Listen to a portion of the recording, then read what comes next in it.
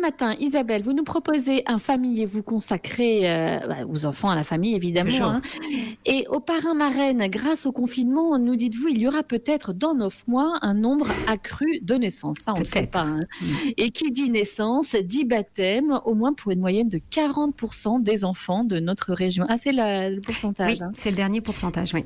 Et qui dit baptême, dit parrain et marraine. Comment est-ce qu'on les choisit, ces parrains et marraines ? Votre question n'est pas évidente, hein, Isabelle. Aujourd'hui, choisir le parrain de son enfant est évidemment une décision qui engage pour la vie, la vôtre évidemment, mais surtout celle de votre enfant.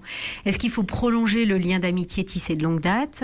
Est-ce qu'il faut au contraire manifester à une personne que l'on tient à elle, la liaison ? Ou est-ce un service rendu ? Tu es la marraine de mon fils, je te choisis comme parrain de ma fille.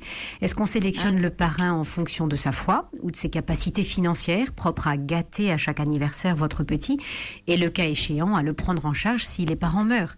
Vous voyez, les raisons sont plus ou moins bonnes. Et d'ailleurs, elles sont souvent imbriquées. Alors peut-être qu'il faudrait commencer par se demander à quoi ça sert un parrain, à quoi ça sert une marraine, Isabelle. Eh oui, vous avez raison. Le parrain, c'est pour quoi faire.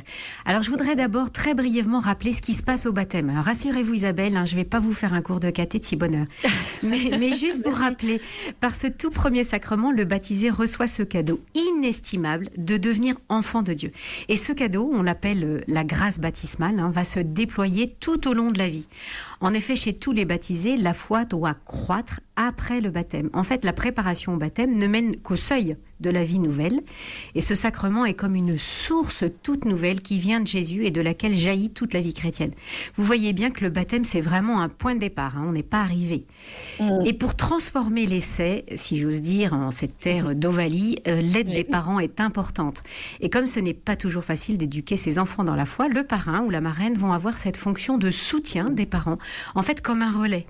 Et c'est pourquoi l'Église recommande que ces parrains-marraines soient des croyants solides, capables et prêts à aider le nouveau baptisé sur son chemin dans la vie chrétienne. Vous voyez, c'est exigeant. Et oui, c'est très exigeant même. On a bien compris qu'un parrain, qu'une marraine devait être un chrétien solide. C'est pas si simple, pas si facile à trouver. Oui, c'est vrai, mais sachez cependant que vous n'êtes pas obligé de choisir pour votre enfant un parrain et une marraine pour le baptême catholique de votre enfant. En fait, un seul suffit.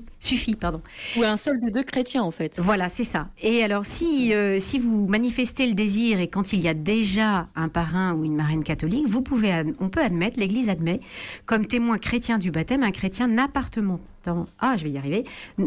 pas à la communauté catholique s'il professe la foi au Christ. Et alors, outre la foi catholique, est-ce qu'il existe d'autres conditions pour choisir un parrain ou une marraine ? Alors, il faut que le parrain ait reçu les 3 sacrements de l'initiation chrétienne, c'est-à-dire le baptême, la confirmation et l'Eucharistie. Ça peut être l'occasion aussi de se demander si on a été confirmé, petite parenthèse. De plus, le parrain ou la marraine devra être suffisamment mûr pour assurer cette tâche. Il devra avoir 16 ans révolus. Et enfin, il ne devra être, évidemment, ni le père ni la mère du futur baptisé. Et puis, condition non négligeable, veillez à ce que le parrain que vous choisissez ait une vie conforme aux valeurs de l'Évangile, parce qu'il a vraiment un rôle d'exemple pour votre enfant. Alors, l'amitié ou le lien qui préexiste entre les parents et le parrain, est-ce qu'il est important ? J'imagine que oui. Ben oui, bien sûr, parce que si vous choisissez un parrain que vous avez de grands risques de ne plus croiser à l'avenir, ce sera difficile pour votre enfant de garder un lien avec lui. Avant de choisir un parrain, vérifiez donc la qualité de votre amitié. Est-ce que c'est celui avec qui vous avez des discussions profondes et avec qui vous partagez des moments de qualité, ou bien est-ce que c'est plutôt votre copain de fac avec qui vous avez fait les 400 coups ? Idéalement, si cet ami est aussi devenu par votre mariage l'ami de votre conjoint, ce sera plus facile de maintenir les liens. Et là, vos témoins de mariage peuvent être peuvent être une bonne source de choix de parrain.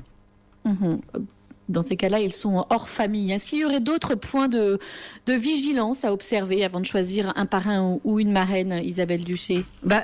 Un point de réalisme d'abord. Si vous choisissez un parrain qui habite à l'étranger, est-ce qu'il revient régulièrement en France pour sa famille, pour des raisons professionnelles ? Est-ce que sa situation va évoluer ? C'est sûr que s'il reste au bout du monde toute sa vie, ça va être compliqué pour votre enfant. En outre, choisissez de préférence quelqu'un qui sait se rendre disponible.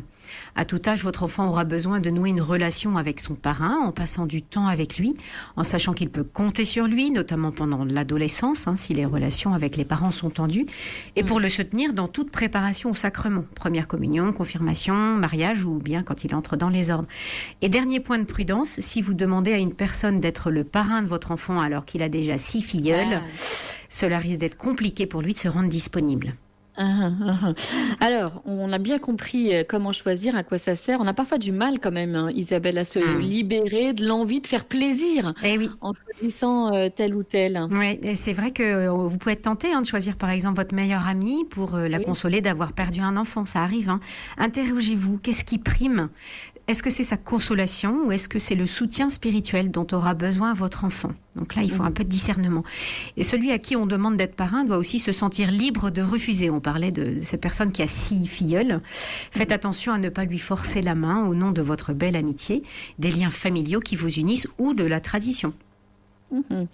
Eh bien, il y en a des recommandations. On a l'impression que c'est presque mission impossible de dénicher la perle rare. On choisit comment le bon parrain pour notre enfant. Alors, je vous le disais au début, c'est un choix qui engage, évidemment. Dites-vous bien que ce parrain sera le premier, avec vous, parents, à accueillir votre enfant dans la communauté chrétienne et à l'accompagner dans sa vie spirituelle. C'est vraiment une mission commune pour laquelle vous pouvez compter les uns sur les autres. Et enfin, pour effectuer un choix libre et en vérité, n'hésitez pas à invoquer l'Esprit Saint pour vous éclairer. Et qui sait, peut-être aurez-vous, grâce à cette prière, l'idée d'un parrain auquel vous n'auriez pas spontanément pensé. Oh, qu'est-ce que vous êtes bien, Dame Catée, le matin. Isabelle Duché, un grand merci. Comment choisir son parrain, une chronique à réécouter, bien sûr, sur notre site et puis également sur nos réseaux sociaux, sur la page Facebook de Radio Présence. Comment choisir son parrain, c'était votre thème de Famille et vous aujourd'hui. Je vous retrouve avec grande joie en studio la semaine prochaine, mais moi, ça sera à domicile. Merci, Isabelle Duché. Je vous en prie. Bonne journée.